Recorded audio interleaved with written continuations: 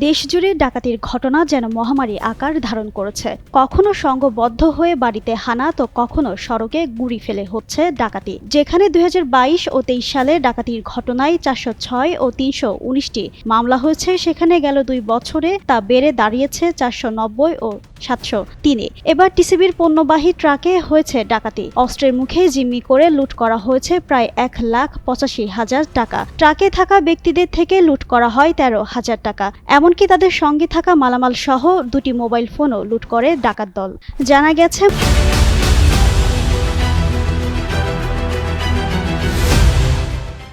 মঙ্গলবার নরসিংদীর রায়পুরা উপজেলার শ্রীনগর ইউনিয়নের বালুচর এলাকায় ট্রেডিং কর্পোরেশন অব বাংলাদেশ টিসিবির পণ্য বিতরণ করা হয়। পরবর্তীতে সন্ধ্যায় বাকি পণ্য নিয়ে ট্রাকটি উপজেলা সদরের দিকে ফিরছিল। এই সময় ২০ ডাকাত দেশীয় অস্ত্র, রামদা ও আগ্নেয়াস্ত্র নিয়ে ট্রাকটি জব্দ করে। টিসিবির পণ্য বিতরণকারীদের মধ্যে ভুটু মিয়া, মোবারক হোসেন, আশিক মিয়া ও মোহাম্মদ নাইম সহ ৩ থেকে ৪ জনকে আটক করে মারধর করে। এছাড়া ডাকাতেরা ট্রাকের ভেতরের মালামাল তছনছ করে এবং গাড়িটি ক্ষতিগ্রস্ত করে।